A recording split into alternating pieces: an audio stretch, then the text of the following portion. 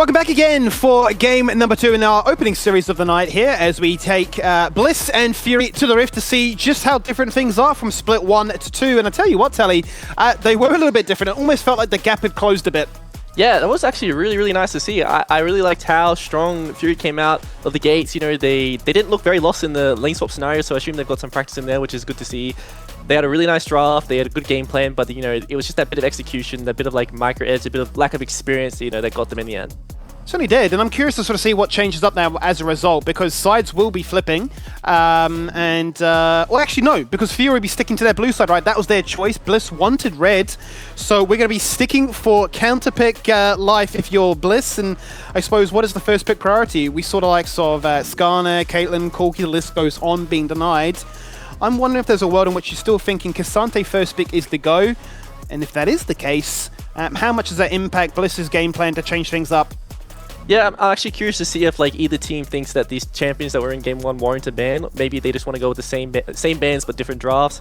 I could see Bliss, you know, maybe thinking the K'Sante was too big a problem. Maybe Tomasino's too comfortable in this pick.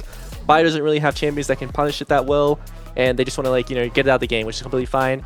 Maybe Fury think that the dilution was the problem. Maybe Violet just had too much access to, you know, like safe scaling, and it's something they want to get rid of.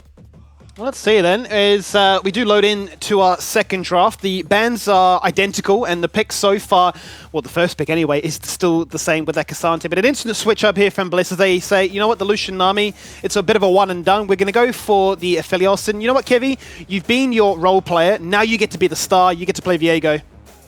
Curious to come through, so they've decided to give the K'Sante again, but they picked the Viego instantly. Something that did happen to Viego is his laning got buffed. They buffed the Q sustain from minions, so there maybe might be a champ that Bio wants to play in the K'Sante. I feel like the Blade of the Ruin King Rush on Viego, you know, you got to build the lore accurate item for the champion. Would be a very good matchup into him, and I think he did really well on the side lane. Or maybe it's just a champ that it fits as a triple flex right now, which is it's a strong thing to draft early. Certainly is a very strong thing to draft, and look, I am curious to see if we do get laning Viego back, because certainly we've had our fair share of junglers going into the fold of things, right? Be it Lee Sin, Graves, the list goes on. So if he's the next one added to that, certainly makes things a little bit more curious. Let's see, with them locking in the likes of a Jinx, the response is Vayne. Okay, so surely then this is jungle Viego and top lane Vayne. Yeah, well, it was still holding that mid jungle flex, true, but I assume it's gonna. I'll assume it will be a jungle Viego, like Kevy, like everyone thinks Kevlin or like Kevy Diana, but you know, Viego is also another one of his most proficient picks, I would say, and I assume this is gonna go in the jungle. I'm actually really excited to see Bio Panther Vayne. This is something, when we think of Bio, we think of like, oh, he's like the tank player, he's gonna lock in Ornn, he's gonna lock in Sion, like he's a role player. But I remember losing to Bio in Split 1 of 2022, and this guy was absolutely destroying top boon in carry matchups. He was absolutely locked in at that point. He was playing carry sim in the same level, and I think he's a really good carry player. He just, you know, he has to find that confidence again. So it's very nice to see him playing Vayne here.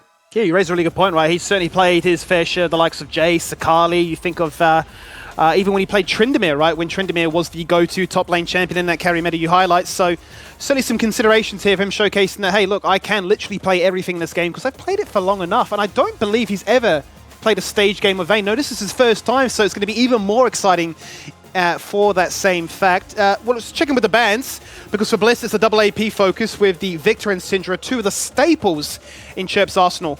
Yeah, both teams decided to remove like control mages out of the game. They just don't want that to exist. I can see why Bliss do not want to verse control mages. Like, you have double 80 carries. It's just really hard to deal with like that execution, that range, that ability to not just do damage to the front line, because you've got to worry about like some mages one-shotting you from Fog of War. I think it's very comfy. I'm curious to what Chirp wants to play here with all these mages being removed. Like, when I think of Harry, he's comfy on everything, you know? Like, Azir is still open. He's they're hovering it. It's the champ who does everything, but the problem with Azir now is since he lost so much strength in the laning phase from the nerfs, it's like you only really want to play him in scenarios like this where everything is gone. Curious to see what Chirp will play. I know he is a Xerath player. It is a good Xerath game here. You know, you're versing like, it's a good matchup for Azir. You're versing all the squishy champs in Aphelios, Viego, Vayne. We'll have to see if that's something he does want to pick up. It's interesting. I mean, you already mentioned a good point towards Harry. This is his most played champion years here. He's played 54 games so far, so this is by far and beyond his go-to. There is the Braum. We've got a highlight so far of the Malzahar. We're going into some dark tech now to try and win out that matchup. I'm curious if he were to lock this in, he does. Skimmy, so we really are. This is your moment. This is your With moment. Shadow Wizard Money Gang, baby! Finally. Actually, to touch on Malzahar, he received a buff recently where his E just has a much lower cooldown. Very, very good for the champion. It's one of these like main ways of wave clearing. It's also the Blackfire Torch synergizes really well. You know, like the combination of the Blackfire Torch plus the Leandries, the double burn on Malzahar. Something that does really, really good for him. I also think the first strike change is really good for Malzahar. It's quite easy for him to proc it in lane. Like the Q is pretty easy to land. I think mid's just going to be a farming, you know, lane. The Melio is very frustrating for Malzahar to deal with, but you know, we'll see how he goes. Well, that is the concern for me, right? Because as much as I love the champion, he's definitely been a fringe or very targeted niche counterpick. Very much in the case of, you got the Never Grasp, you win your 1v1, GG, you're frustrated. But if you've got the cleanses, if you've got, in this case, the Melio, as you highlight, it just feels like there's 15 different battles of micro, right? Like the Malzahar wants to try and smash the Azir, the Vayne wants to try and destroy the Cassante, and then you've got these two aggressive junglers in the Rek'Sai and the Viego just looking to try and flourish.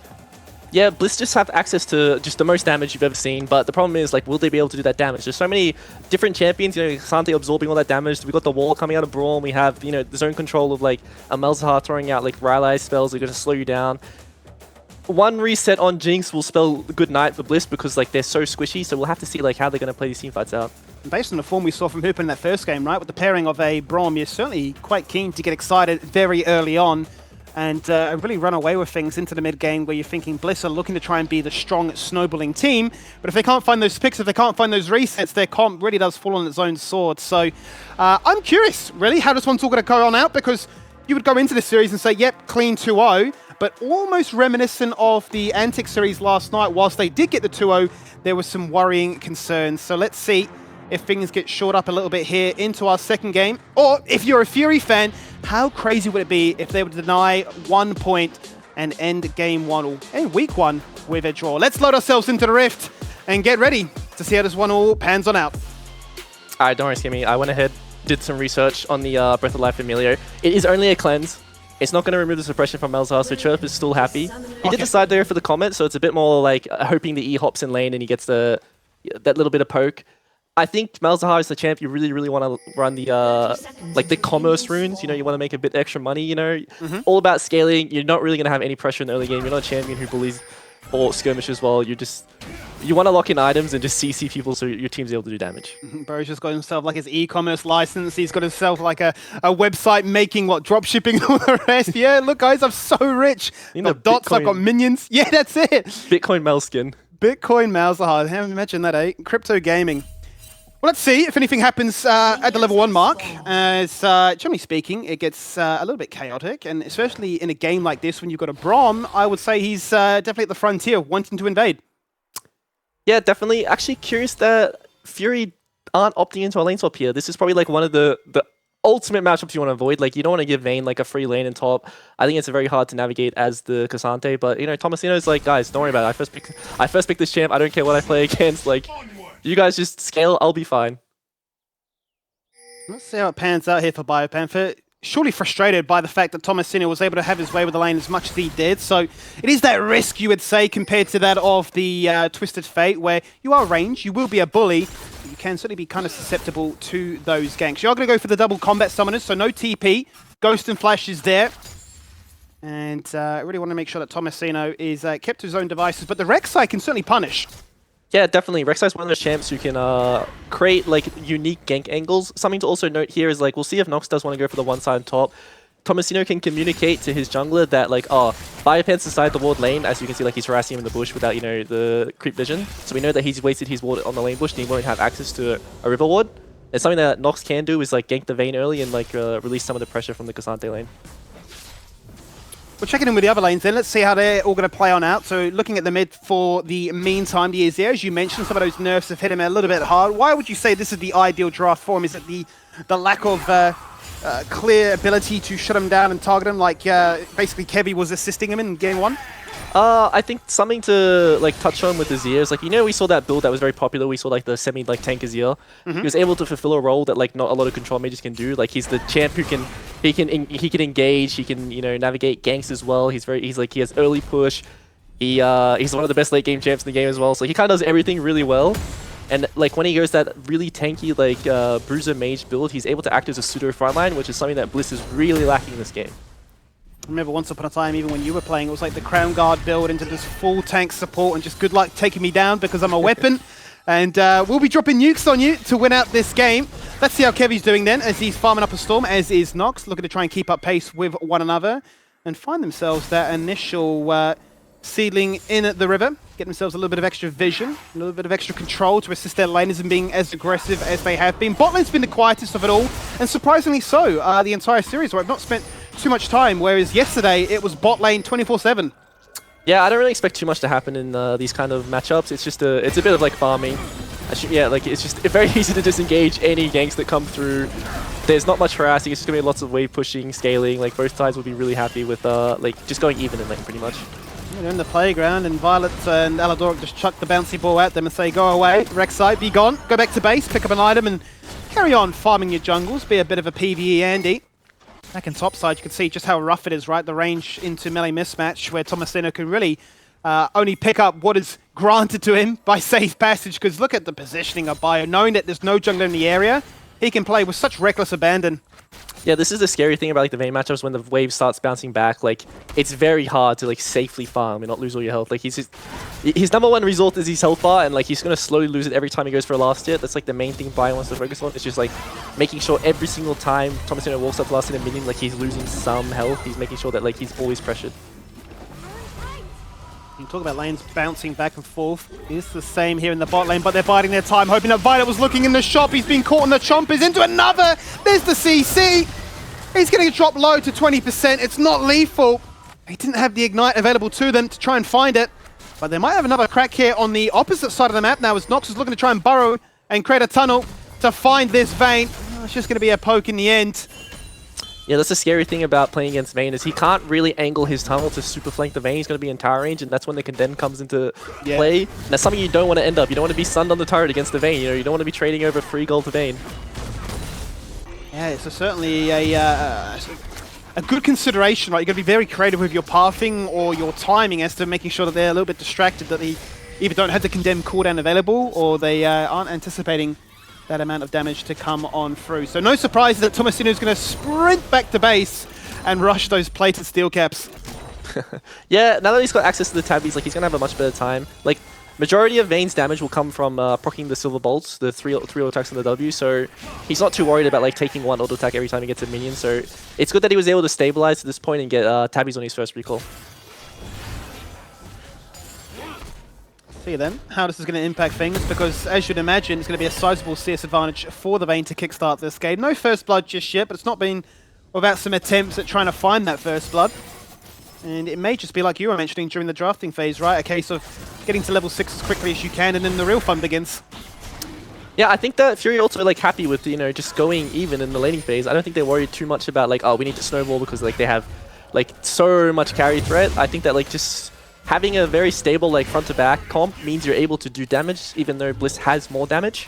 They're gonna have a harder time, you know, outputting that DPS because no one on their team really enables each other. It's kind of like a it's a free-for-all when it comes to who wants to carry.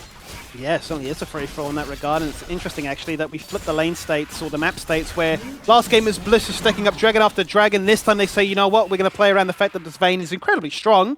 Easy avenue then to pick up that first spawning of those Void Grubs. Meanwhile, Nox is going to say, well, bot lane is already pushed up quite nicely. Mid lane is still in that limbo, but they're going to go for the first Drake. Yeah, we'll have to see if they want to put any pressure into mid. Like, Azir does have access to level 6 now, so he has that gank pressure in the Emperor's Divide. It is something that is pretty hard to pull off because, you know, it's very easy to play outside of Azir's, like, initial soldier engage. But we'll have to see if, like, it's something that they want to put time into. Utilizing that cozy campfire quite nicely as well to make sure it gets just a fraction extra range to try and match that with the rocket launcher from this Jinx. That's certainly been one of those staple matchups all over the years, right? Be it the Jinx and this Aphelios. Just going to make sure that they can get to level 6 as easily as possible. Nox going to poke his head into lane, as the ult is well available, so the execution damage surely would be there. They have a lot of CC between them from a knock-up into a dot-delete combo. But is it enough to try and find the kill when you're not at that full item complete yet? Yeah, I'm curious to see if they actually have the damage to kill Harry before he gets access to coming out of the suppression. most likely what will happen is like they would go onto the Azir with the Malzahar ult, and he would be able to get the Emperor's Divide off pushing Nox into turret, which is something he needs to play around. It is a good consideration. I think Nox is probably a little bit frustrated, right? You look at top lane, Condemn. You go to mid lane, Empress Divide. You go to bot lane, and there's a there's an Aladoric just booping you on the head saying, oh, you know, go away. You're not allowed here. So anywhere he goes, he's thinking, I'm a Rek'Sai. I want to be aggressive. It's early game. This is where I flourish. But I'm being told to go back into the jungle and farm camps that I've already cleared. Yeah, I definitely feel a bit frustrated as Nox this game. I think he has to kind of fill the role. He's like a role player this game. He can't really play for any ganks. It's quite hard to gank all of these lanes, and most of his lanes are losing or going even. So he doesn't really do anything besides farm. He's just gonna like create pressure so his laners can play a bit more comfortably and not, you know, feel like they're on a clock.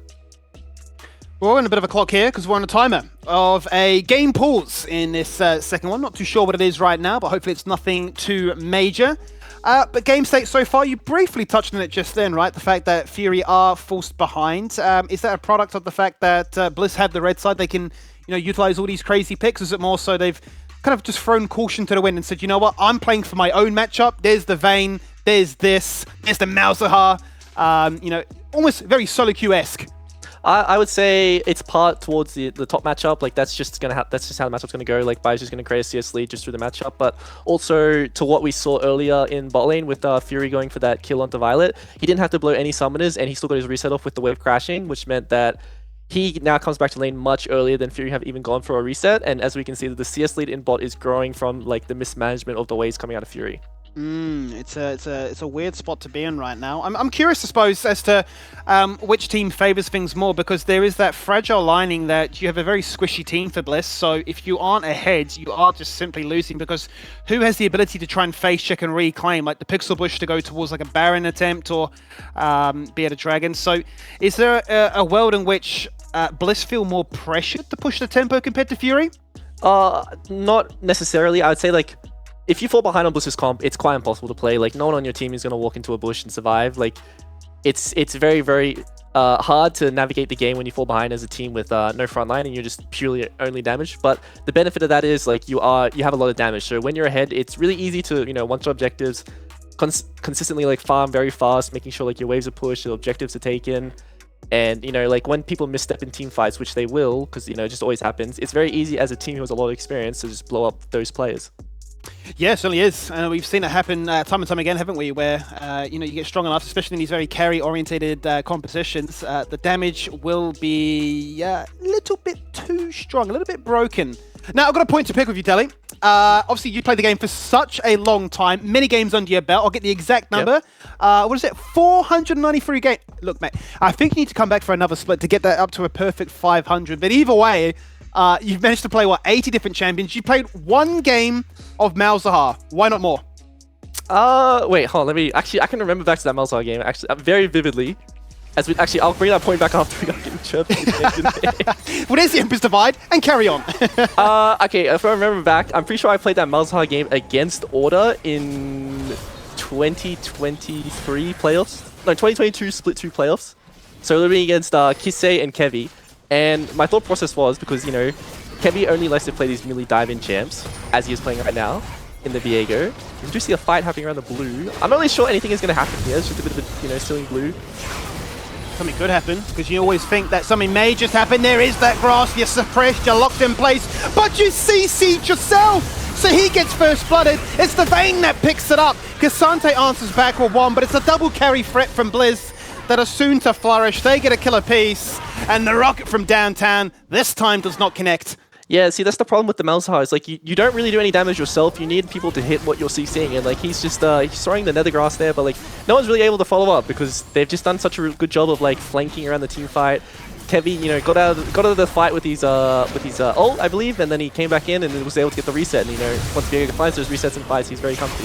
Yeah, pretty hard to try and beat it at that point, right? The flash debater on that, the suppression there, but so overextended is the target that's looking to try and focus. Basically compromises the position of Fury, doesn't it?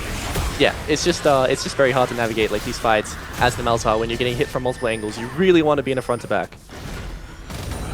Well, the deadlock is finally broken at the 9-minute mark. It took a bit of time, but we finally did manage to get there. So Bliss will be able to say we've got a gold lead now. 2 kills, 2k gold leads.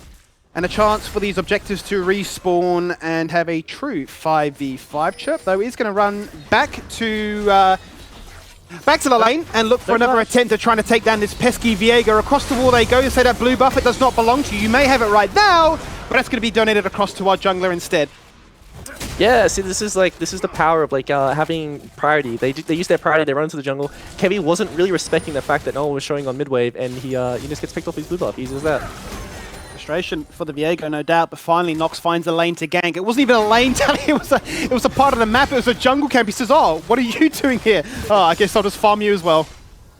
Yeah, and to touch on what I was saying earlier about the Malzahar, he really succeeds into melees. Like, he really wants the enemy to have a lot of melees because, you know, his ult, like the pool that spawned on the grass does a lot of damage. Like, his ability to CC, like, constantly slow people. It's like a brand S champion who scales better. And the fact that there's so many range champs on the side of Bliss is something he's really going to struggle with. You know, he's going to throw his ult out and he's going to be getting hit by so many different angles, so many different spells. He has to worry about that in team fights. Yeah, it's a very good point, right? As you say, if you do ult, yes, you can do damage, but as we saw, you CC yourself, and it was very easy then for Bio to say, well, that's a silver bolt to free being stacked up very quickly. And no doubt Thomasin is thinking, why did it have to be the Vayne to get the kill? But to be fair, he did pick up a kill of his own, so whilst he is still behind, what, 20, 25 CS? To be expected, he is going to have a crack in an all-out mode in the 1v1. Violet, or I should say Violet, Bio Pedvet. You can imagine it's Violet because there's an AD carry. Bio is tumbling, hunting for a fight. But in the end, as Thomasino backs away by flashing. Yeah, Thomasino goes for the fight there because he lands the W onto Vayne. Vayne has no summoners, so he feels like he's finally had his moment, like the first 11.5 minutes where he can finally fight back, and Vayne just stands and delivers and wins anyway. So there goes his hope for finding any chances in lane of winning. You can have, what, one opportunity, one chance, and that was it. So now you've got to be a bit passive for the next few minutes. Bliss with 4 stacks, soon to be 5, and maybe even 6 in a second as 4 HP. It does get taken in the end. And yeah, it's now the shoes on the other foot, isn't it? The fact that Fury had 6, Bliss have 6, and they have much better ways at shredding down these towers. Yeah, like when I look at the side of Bliss comp, like these are the kind of comps you want to have grubs on. Like Byron, when he finally gets to that turret, is going to have access to so much free true damage going onto the turret. Like he's going to be collecting all these plates. We're going to make a Bitcoin Vayne skin as well while we're at it because he's going to be very rich. Yeah, he is going to be very rich in a second. As you're going to say, well, if you go for that play, we'll at least always trade something as a result. So they're going to get the second dragon. And it really is just offering safe passage for all these laners on Bliss to say, let's just fight, let's just force pressure, let's just burn an ultimate for good measure, and make sure that all these turret plates belong to us. Now, Kevy, patiently waiting, see if he can find a moment to try and pop the damage onto Chirp, but he has that free Banshee's Veil, so easy said and done.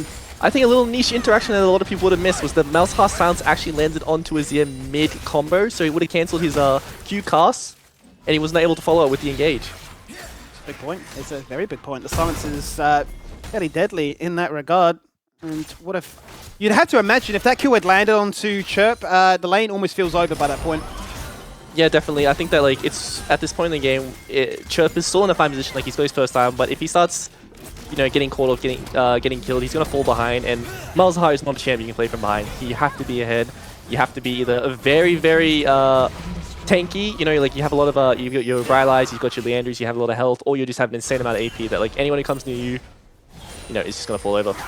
Yeah, it has to be enough of a damage threat, or you just become a bit of a tickler, right? With the dot just bouncing around those Malefic visions. There it is, the flash ult! And Nox finally says, well, I can gank you now if you can't hit the Emperor's Divide. There it is, but you're already dead.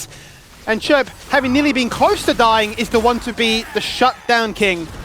Yeah, really unfortunate though at the end there that Harry's Emperor's Divide went away from the turret and not into. He could have maybe scooped Nox in and maybe they could have got a trade kill there, but still really well played by the side of Fury to go for that like execution. This is like what I'm talking about. They finally have items like the Flash Malzahar ult, like the gank pressure is there. Now, how much does that upset the balance of this game? Because it was at that point Bliss with a pretty commanding gold lead, and they still do have that. But it has now shrunk down to just 3,000. Bliss are going to say this top half of the map, primarily based on the fact that we have a Vayne, has been our strong point. Means that everything that spawns here belongs to us. They're going to continue this Herald, but not without some form of resistance here by Fury, who bring all 5 members up. Harry is lagging behind. He doesn't have a TP, but he's nearly made it to the fight. There's the Moonlight Vigil, secured, however, by Nox, who does get it in his possession. And Harry now looking for a fight without an ultimate, and Bio flanking. Bio on a 1v1 as they all get corralled inside that upper lip of that jungle camp. Kevy finds that first reset, and a Viego getting resets as a Viego getting excited. The Jinx is dead. They're not having fun. You get the objective, but you're about to get aced. Honestly, wow. Like, okay, I gotta give shout out to Bio there. Like, that flank, he waited a very, very, very long time, and he finally comes in, hits the condemn onto Hooper on the wall, and Harry just starts laying into him. Hooper just falls over, like, as we can see in the replay here. Very surprised that Fury decided to go for this fight. We don't have access to the Melzahal, which is extremely important for their team comp. He has a really good job initially of kiting. They know Harry's not here, and this is probably why they're playing for the contest, but as you can see, like, the Bio flank that comes in here, watch his condemn onto Hooper, watch Harry get all the free hits onto him, and then after that, it's all the Kevy show. Like, he's just getting so many resets, and he just takes over the fight. Lights out from that point onwards, right? You play a creative comp like this one, which is very squishy. You've got to be clever with it. You've got to have the mechanics to make it matter, and they certainly did. The flash, tumble, make it happen, make the team work, and make them find their resets. Nobody was allowed to get away from that one. Harry committing a flash of his own, just scoop, shuffle across that wall. And this is the Bliss that I think everybody's sort of come to know and love. Yeah, I would say Bliss is like a much slower, like, they're a methodical team. They don't win by just absolutely just crushing their opponents. They play like the small wins. As you can see, like, bot lane got 5 plates, like, individually, just straight up 2v2. Like, that's what we expect from such a strong duo in Violet Eldoric. I'm also curious to the Aphelios build, because yesterday we saw the Kraken Slayer coming out of, I believe it was... Don't worry. Anyway, we don't worry about that. We just saw it. We saw we saw Kraken yesterday, and I think that he's probably going for more points into lethality on Aphelios. Like, he knows he can really do a lot more damage with, like, the collector, i.e. like 1-2. He's probably put more points into, you know, attack damage and armor pen instead of going for the attack speed second. And I think his damage output's going to be quite insane. Yeah, I think we had a bit of a discussion, didn't we, about the fact that Kraken Slayer no longer has that crit, that it can be a little bit devastating for some of these crit players to utilize. Hold that thought for 2 seconds because Harry is silenced. He does get Never Grasp, but how does Tomasino help you there, Chirp? He cannot help at all. The Voidlings, they tickle. The Rocket barely missing. And yeah, Bliss is scurrying to the top half of the map to try and back them up. Yeah, sadly, just a bit of miscommunication there. I think if they did commit together, that would have been a kill, but, you know, Tomasino probably thought it was a bit too hard, and then, you know, Chirp finally found the access in the end, and it was just unfortunate they're not on the same page. And the opportunity cost is so high, right? If you miss that play, you get punished tenfold, because you look at the bot lane, and it's just Thane left to his own devices doing as he likes. Same could be said for topside. Chirp, you had your one opportunity, and it's been missed again, unfortunately. So you've lost a tower on the bot side, you've lost a solo kill on the top side, and now your Dragon Soul win condition has been denied too. Yeah, well, this is just like a playoff like what happened earlier. Fury went for like both solo lanes in one lane trying to get a pick. It doesn't work out, so they lose control of the map. Like, Fire's getting bot turret, the duo is getting mid turret. They've lost pressure on all lanes. Unfortunately, like, Chirp like stays around and he doesn't have access to ult. Harry knows that and he's just able to punish them extremely easy. Feels like this is one of those defining moments in the game where it feels like the writing is on the wall for them to really take control of it and showcase that the gold lead actually does mean something. If they can get back to base to shop up and spend, then those item gaps are going to start to become a bit of an issue. 18 minutes in then, as it is up by close to 6k. And this will be no doubt feeling pretty comfortable about their chances in this one. We mentioned very early on that it was a difficult game for Nox to try and navigate. Now that the laning phase is over, would you say it becomes easier, so to speak? Because, I mean, you can see him now actually just being able to jump onto Harry as easy as you like. He's got the ult, so he's got the guarantee, but he shuffles into the Jinx Rocket. I was going to say it's even harder to navigate because Rek'Sai very good at, you know, being unpredictable, but when you get out of lane, it's always just when you have like your support dropping forwards consistently, it's always very easy to know where Rek'Sai is and avoid, you know, like those burrows coming from weird angles. And, you know, Rek'Sai doesn't really have that insane amount of damage that she should normally do because she's not snowballing from, you know, the early game being chaotic. Yeah, you're right. Right, sitting just on that Titanic Hydra with the Phage there as well. So has a little bit of damage, but certainly would love to have a little bit more to at least keep tempo with the Viego instead. They do summon that Herald in the bot lane. Unable to find much as a result of that one. You do mention a TP that's completely undetected here by Chirp. He's getting collapsed upon by not one carry, but two. He's going to try and force the recall. He needed to hit the TP, perhaps. He says, you know what, I'll trim the wave. Instead, burns the flash to hit the grass. Tomasino says, I'm coming in and in and in. I can 1v3. I'm Cassante. Goes all out, drags out Violet, and there's kill number one. He's still unstoppable. Another challenger enters the battle as Kevy comes in and is there to kill steal and clean up. Yeah, really nice by Thomasina to pick up the trade kill there with the all-out, but it's still a win for Bliss. They got what they wanted. They did end up losing the outer turret, but I don't think they're too worried because both their side laners are extremely strong. Let's see if Bliss wants to engage in a 3v3 here. Let's see indeed, because it's Spino right now under a lot of pressure. He's Bio? taking a fair bit of damage, and Bio's getting a little bit crazy with it. He's watching a little bit too much T1 Zeus. He knows he's got the moves, and he's found the first kill. In joins Harry. The Baron, it's just spawned now, and much like game 1, it could just be a Baron on spawn. Yeah, they definitely have the damage. This is one of the benefits of having, like, you know, multiple carries is, like, it's very easy to take Baron, especially with, like, the Silver Bolts coming out of Vayne, the Blade of the Ruined King, the Leandry's coming out of Azir. Like, they have multiple of the best Baron takers in the game right now on one team. Certainly do. This Baron is going to be absolutely destroyed. There's no chance about it. Violet's actually the one playing gold defense, zoning away the enemy jungle as he jumps in, Nox instantly flashing, regretting that choice with the Chakrams and the lifesteal. Just a little bit too much damage to try and get through. And that Baron is very easily secured, even with an AD carry not even present. And Violet's just cleansing straight at Chirp. He really wants to go in here. There's no way we're playing like this, Violet. He's literally just walked into their face and said, yep, you can take me down for free. That Baron buff didn't need it anyway. How many more fall down in the process? Well, that's the bot lane of Bliss being destroyed. The Intofo strikes Dragon back. And then Harry says, well, my knockback is even better if he commits the ultimate for it. Kevi lurking in the shadows, waiting for a target to try and take him down, but nobody's low enough for that execute. And Bio with 2 items complete is a little bit too late to the party. All right, everyone gets one. Everyone gets one in. Okay, Violet, that is Violet's one in. That was a serial one, but, you know, everyone gets one, so it's fine. I can see what he wanted to do. Like, he really wanted to hold the mid turret. Probably assumed that, like, some of the Fury were not around, and he was a bit tankier than he was with the cleanse, but he just face tanked all the damage and goes down. Little consultation price with Fury after losing the Baron, but, you know, it's still going to be, like, happy days for Bliss. They have the Baron on most of their members. Like, Heavy stayed around the map, and he's going to take the inner turret, he's going to take camps. Still good showing for them. So there's a good showing for them, right? Keeps pace with the enemy in terms of 4 towers apiece now being taken off the map. So a very open map, to say the least, but still one where Bliss are in that driver's seat, but it's not being without challenge, right? Fury are still finding moments. It's been messy from both ends, to be quite fair. But in the messy game, it feels like these ranged AD carries are just able to find success as a result of that. 40 seconds, and yet another dragon spawning on the map. And these objective fights really have been the focus of Game 2. Yeah, it's a different story from what we saw yesterday, isn't it, Skimmy? I think there was, like, a not very high priority on the objectives yesterday. We didn't really see much dragons being taken, but I think this is probably like a Bliss thing as well. Like, they really want to take these dragons. I think that it's a simple win condition, and it's one that, like, I always prioritize as well. Is like, you just want to prioritize getting objectives as much as possible. As we do see the final hour coming out of Bio, but we're not getting access to the team fight. It's going to be a very big deal for him. Pause the game. That was a misclick. I burnt my ultimate by mistake. No, I'm joking. Obviously, we can't do it for that reason. It's another pause. Guys. Yeah, give me a chrono break for that one. That's not the button I meant to hit. But either way, hopefully it's another short pause like it has been all night for this series. Not sure what it could be. I mean, I'm sure you've had your fair share of funny different pauses over the years. We've heard ones of people like spilling water, or you know, they've destroyed their mouse, or their keyboard no longer works. So.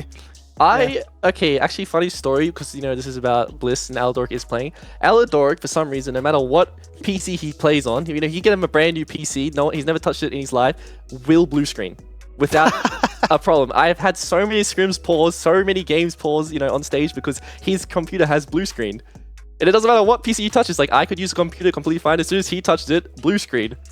There has to be a common factor here, and you're thinking, what are you downloading or doing or clicking or initiating that's allowing this to always happen? He's pressing his, like, engage buttons way too hard or something. I don't know.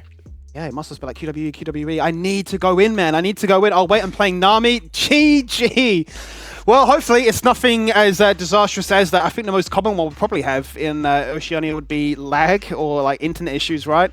I've spoken many times over the years of back in my day when I used to do scrims, I would be playing on, like, a hotspot because the internet was so poor that, you know, your 4G was just that much more reliable, but not to be the case anymore, right? Obviously, fibers across the board. Everybody's, for the most part, you would say, have some pretty good internet. We've already shared that story between us of when we were young, right? Having dial-up. Yeah. Oh, we don't miss those. Can you imagine dial-up scrims? Oh, it'd be the worst. Like, that scrim set would never end. I think a popular one, and one that I experienced as well, is, like, you would, around scrim blocks, you would turn the Wi-Fi off just so you had stable internet, you know, because like Yes. your family, like whether they're like watching stuff on like their phones or on the TV, like it just lags you. It's like everything would just lag you back then. But you know, shout out the Australian government. We got NBN, we got fiber, we have stable internet now. It's playable. Thanks, Yeah, guys. we're back to our first world country.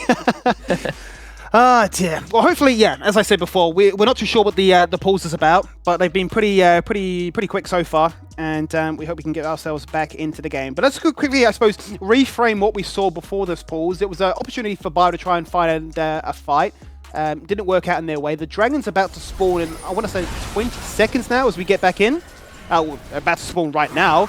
Chirps opted to not go for this. He's pushed it away. If he has no TP, Haley's been forced to match, but he does have the luxury of TPing in if need be. But as you can see, any objective at this point of the game, they melt. Yeah, this is a good call by Chirp. Honestly, they know that they can't fight this objective. It's really hard to, you know, face check, retake control when you're behind. Their carries don't really have the item spikes they need yet, so he just TPs straight for the top. He's getting farm. He's making sure that someone has to come answer him, so they can create any pressure on the map. They've got vision down in the top, in a quadrant now, so there is something that they can play to now, and it's just a a very good, like, still a losing trade, but you know, a trade in the end.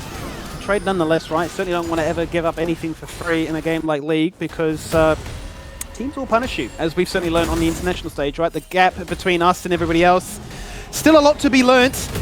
But either way, these are the forming moments of a brand new season, as these teams get to probably get familiar with all the changes of the new items, the new systems, but their new teammates as well.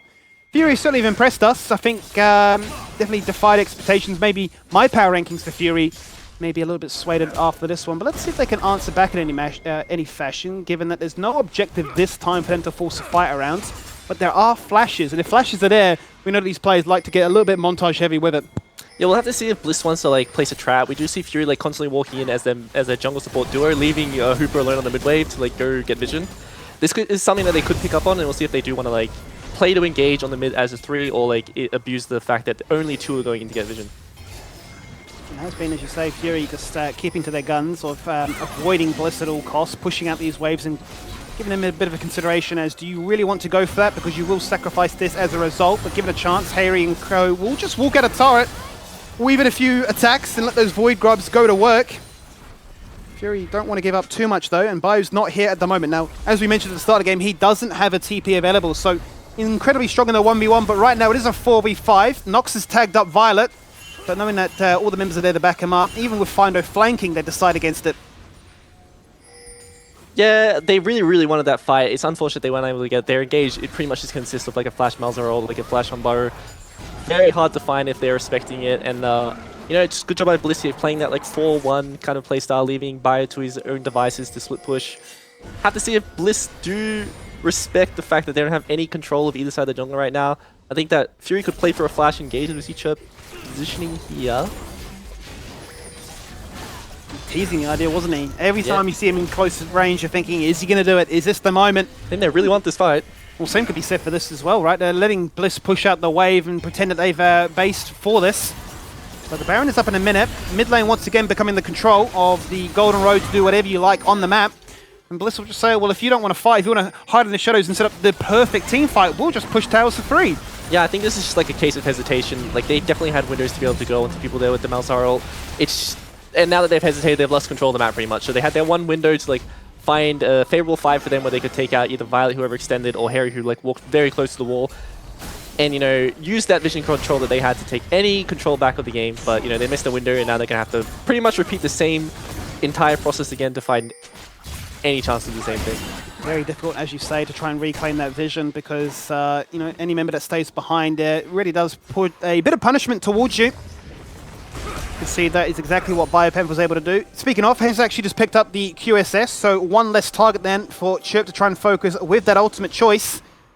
Wouldn't be too surprised if more members would have looked to try and pick that one up and pay the Malzahar tax, but if you're strong enough, you kind of just ignore it and say, well, he can't kill us, and I'm not really too concerned by the enemy as well. Tomasino has been a bit of a threat, even if it's a little bit more muted compared to Game 1, based on it being a little bit more calm. He's still making sure that there's pressure on the map that Bliss had to respond to. Yeah, I think he's done a good job like navigating an extremely hard matchup. Even like he couldn't find that solo kill early on in the game. He's done a good job like maintaining his CS and like being that frontliner. So you see the redemption pick up by him, which I think is pretty good. he's going to play more of like a supportive role. He knows that like he can't really go in. Like if he goes in regardless of what items he builds, he's going to blow up. So he is looking to build these support items to enable his team, you know, to have an easier time in the team fight. Yeah, just getting a little bit extra longevity between that and the locket. Maybe that's enough to try and weather the storm to find that one extra auto attack weaved in to win the fight. But we look at the Baron, and as we look at it, it's gone. Look at the damage. The Baron doesn't actually know what just happened because it spawned and then it was removed. Yeah, see, this is one of the strengths I said of like having that multi-carry comp. Like you just blow up objectives, and whenever you see someone in this position on the map, you can just start it. And it took them less than 10 seconds to kill that Baron, and now they have a free objective, a free way to win the game. Absolutely, I was going to say, and just like that, they can respawn back to base or recall back to base with that empowered one and say, well, now we just go from Baron to Dragon. Yes, you've got the inline track and you can set up, and this is the concern for Bliss, is how do you reclaim, but it's Fury backing out. Yeah, and the thing with Fury is, like, I feel like they're constantly having to give objectives because, you know, they're like, oh, we don't want to fight Baron buff. Like, that free extra bit of a adaptive force the enemy team has is just way too much to deal with right now. But they can't keep giving. Like, they're going to get to a point where there's just so much scaling threat on the enemy team that they can't play anymore. Like, we see Harry being able to play like this and just half-health Hooper. Very difficult for Hooper, who showed so much respect that he even rushed a rapid-fire cannon as his second item over that off the Infinity Edge. So really wanting to make sure that he could stand as far away as possible in that rocket launcher form. Well, that mid lane inhibitor has finally fallen on down. The damage is getting turned towards those Nexus turrets instead. But there's Hooper saying, Violet, why do you keep trying to frontline? Tomasino coming in from the flank with the TP, but instantly getting locked against the wall. The redemption goes down. Nox goes in. He flashes that instantly. And the rocket not finding what it needs to get any execute here today. Chirp is flanking as Malzahar. That's the Shadow speaking to him, corrupted by the Void. He will die instantly. And Bio just tumbles into the backline and says, that's the target. He flashes, Hooper gets condemned, pushes him away for good measure, tumbling over the chompers, ignoring that. Hooper presses the S key, resigning himself to death. And Bio says, there's one more nail in the coffin. Fino, give me the ace. Delay it, make it cute and clever, but there it is. Now let's just wrap it up and end the game. Yeah, poor Fino knew that he couldn't really do much there, and he was just, he signed to his vice, but honestly, it was like a really good start to the fight by Fury. Like Chirps, he found a Malefic Vision onto Violet. That's why he was taking so much damage. He got executed by Hooper, but it just wasn't enough. Like Biopanther just had free access to the backline, and he's just gonna win. Being in those scenarios as a Vayne, like we've seen what Zeus was able to do, and he's just comfy. Certainly was very comfy. Bang on 60,000 gold is what they had, just shy of the 30-minute mark. And Bliss able to close it out in their debut game of the brand new split in a 2-0 fashion. So they'll be the ones to walk away with all 3 points. A pretty commanding victory overall, you'd have to say. Yeah, I'd say it was even though it was like a slow win, I think that like pretty much every stage of the game Bliss was winning. I think they were pretty comfy. Like they were doing a really good job navigating ganks that were threatening and also, you know, getting advantages where they need to. I think that it's a good showing from Bliss. I think there's still a lot they need to work on, but, you know, I think it's a good start for them. Certainly is a good start, and as you mentioned at the top of the show as well, it's a case of these teams should be guaranteeing these points are going their way, and that's exactly what happened. But it's definitely put the rest of the league on alert that Fury have stuck with their core 5, and they mean business. We jump to a quick break, and when we return, it's our second game of the night. It's Kanga up against Ion.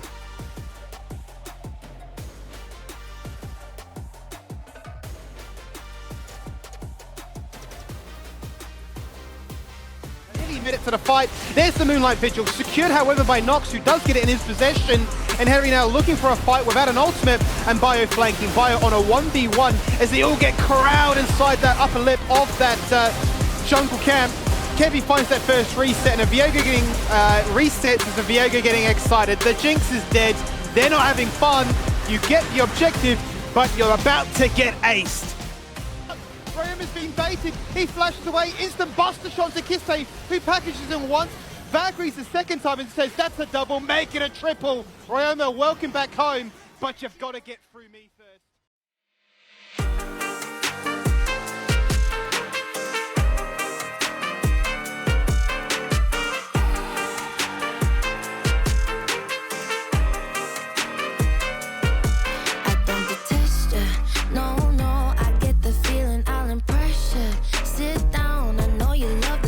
Tips are in the bottle. If you're feeling like a failure, I'm someone to talk to. If you came against it,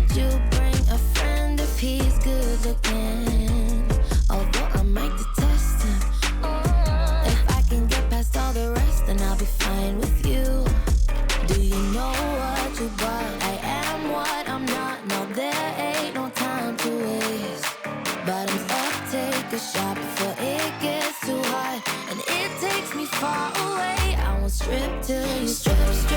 Wanna try before you go, enough to fake it. No way you can take me home, but take a quick hit. I hope you enjoy the show, and I will strip. We're on a trip. Strip, let me move away your pain, and I won't quit, so that you'll see me again. Maybe I like it, dancing with my friends, and I will strip. We're on a trip. Where will you go to? If she doesn't do it for you, my God, you know we're walking through the devil's door to mine, and breaking every law we know to make love with a crime. In your regular chair, boy, you came prepared. My favorite set. Although I might detest you, ooh, I kinda like the test. I feel it too. Do you know what you bought? I am what I'm not. Now there ain't no time to waste. Bottoms up, take a shot before it gets too hot, and it takes me far away. I won't strip till you strip. Wanna try before you go, enough to fake it. No way you can take me home, but take a quick hit. I hope you enjoy the show, and I will strip. We're on a trip. Strip, let me move away your pain, and I won't quit, so that you'll see me again. Maybe I like it, dancing with my friends, and I will strip. We're on a trip. Here's the reason that Kevy's after becomes the Varus. Forced out of the stopwatch, it's carnage! They're all charged, it is, come on! Oh, kaboom! It's do or die! And Bliss did not want to lose a single game, and thus it was spoken into existence. A huge set of events with Bliss taking home the 2-0 on their first night of the LCO. A fantastic performance out there on this top lane in particular. We saw Tomasino picking back up that beautiful Cassante, but no! BioPanther is the hero of tonight's story, coming out so big. Tally, what a performance from BioPanther. Yeah, I said it in the draft, but it's really nice to see Bio playing carries again. I think he's a very proficient player on like multiple play styles, which is like very rare to see someone who's able to play like your carries, your tanks, your he's also very proficient in lane swaps. Like he just has experience everywhere, and it's really nice to see like a strong player show he still has it. And it's just awesome to like incredible to see that you're able to slow it down and have those counter picks and those abilities and champion pool to be so diverse. I think last split we even saw BioPanther played like 3 champions. I think it was just Cassante. I think it was a bit of Ornn thrown in the mix, and that's all we really saw. So seeing a Vayne is a really nice turn of events. But we have to talk about Bliss as a whole, right? Like they had such controlled gameplay. That's probably the best point I'll leave for you, Skim, to talk about. Yeah, well, I mean, ultimately, whilst it was a little bit concerning in Game 1 how close things were, given what you'd imagine are the discrepancies between both teams, I think in Game 2 they said, you know what, throw caution to the wind, let's go against the grain of what's a very meta comp and play a comp where it's like, we just think we're better than you. So if we fall behind, we lose, but we know we're going to get ahead, and we're just going to steamroll as a result. We can check in with the damage as a result here as well, and it very much was the case of who can do the most. And Violet, I think, tried to pad his damage maybe a little bit too hard in cases that he thought he was a frontliner, so he does fall to the wayside a little bit there, but between the likes of both Harry and BioPanther, they just pumped out so much damage, and this time there was no topsy-turvy with the gold. It was steady. It was always them to be favoured. Yeah, it's so big as well. You can even see on the other side of that, you saw there's Chirp in this mid lane on the Malzahar having the best performance we've had from them this evening too. Sadly didn't have the greatest performance on the Victor in the first game, but at least doing some damage, having some relevance. The Blackfire Torch, again, the item that's always been on our lips, but just not able to keep up with BioPanther and Harry here, just pumping out so much. You can see the beautiful steady gold lead moving down. They don't even need the dragons. It's the 6 Void Power Spike, Tally, and I know you mentioned it being like, oh yeah, it's alright. It's not the make or break. Honestly, in each game, it really helped out. So I think really nice to see a little bit of prioritization into BioPanther in this top side as well, putting a little bit more. So Kevy as well, just really outstanding performance, and got to give him some props for that. Yeah, Yeah, definitely. I was gonna say that like the grubs definitely depends on like what comp you have, and I think that the comp that Bliss drafted, very good at pushing their advantage, very good at like hitting tower plates, just taking towers in general, and like those are the kind of times you can have the dragon guys. Like we'll get the grubs, and like we're comfy with that trade. That's the way to go. But we do actually have Kevy on the line joining us for the post-game interview. Congratulations on your return back to the LCO, Kevy. How did you feel after that beautiful 2-0 victory? I wouldn't call it beautiful. We were kind of surprised by Fury, honestly. In game one, like they played really well. So, I mean, I feel good that we came back, but like honestly, like we thought game one was lost. So, I'm just happy we won. Oh, look, it was looking pretty spicy. Like it was a very back and forth game. Like what were you going through your head when that sort of final fight ticked over and you had that Elder Dragon? Like, was it a sigh of relief? Yeah, definitely big sigh of relief. I mean, we came in expecting to not lose a single game, so like the fact that we could potentially lose the first game was quite worrying. What was the consideration, I suppose, then going into game two, right? Because also it's a lot more one-sided. Was it as much as sort of I almost theorized, but it was like, let's all play carries, not be disrespectful, but we believe that we're better than them, so let's play a comp where you have to snowball, and then you did. Then it was a case of everybody getting to show their mechanical brilliance. I mean, I think to win the league, you have to like kind of think you're better than everyone to a certain extent. So we just decided to like change up the draft. Like we just decided game one draft was a little bit hard to execute for us, despite like scrims going well and everything. So we just kind of like picked some comfort, like what we wanted to pick, and we won. So I think we can play like all the styles. We just need a bit of practice, and maybe it's just like day one nerves or something. I do have one more quick question, Tally, before you jump in. Kevy, will we ever see the return of Evelyn? Hopefully. I'll try to get one game of it this split if my team allows me. It's honestly, I've heard enough. My team. Beautiful. Perfect. And I just want to like, you know, since you touched on like you guys playing multiple play styles, I want to touch on like you more as a player, because we've seen like you mature over the years from being like a carry only player to like we've seen you playing like the Maokais, the I would coin them like the firefighter champions, like where you have to run around the map and put out all your like lanes fires. You know, is that something you enjoy doing, or are you always going to be like, guys, like just give me Viego, give me a carry, like I can still do it. Honestly, I mean, I definitely prefer playing carry champs, but I'm of the mindset like I'll pick whatever the team needs. Like I'm not gonna lock in a carry, you know, if we have like Lucian army bot or like whatever the case is. So if the team needs Maokai, like I'll play it. I can definitely play it. Same with like all of the tanks. I just want to win, you know. So sometimes like Bio will pick Vayne, or I'll pick Viego or whatever, or like I think all of us like are quite adaptable. So we'll just pick like whatever's meta. Okay, whatever's keeping you in the fight. Well, thank you so much, Kevy. It's fantastic to have you back, and congratulations again on the win. Can't wait to see you back out on the roof next week, but until then, enjoy that victory, mate. Thank you. Take it easy. Wow, Nice. What an absolute performance. But funnily enough, he is actually our MVP, ladies and gentlemen. We decided Kevy definitely deserved, especially after that first game, really keeping his team alive and really progressing forward. But Skimmy, it's not the performance you love to see on a score sheet, but it was just performance after performance from this man. Yeah, look, it was a very volatile series, right, where somebody might have had a pop-off game, but then the second game it might have been a bit of a different story. I think for me, for Kevy, it was just the consistency, right? You've had a game as a carry, a game as a role player, and especially in that first game where things were a lot closer, there was a clear target on Chirp's back to make sure that Harry could get ahead, that they could punish the Victor, that was picked blind so it wouldn't actually flourish. And from that point onwards, it was the case of, well, if Aladoric doesn't hit the tidal wave, at least I can hit my grasp, right? So all these AoE ultimates coming together, it was like, we are going to win these team fights because we had the CC, but then, as you heard from him, right, he gets a reward, he gets a chance to play the Viego, and played it well.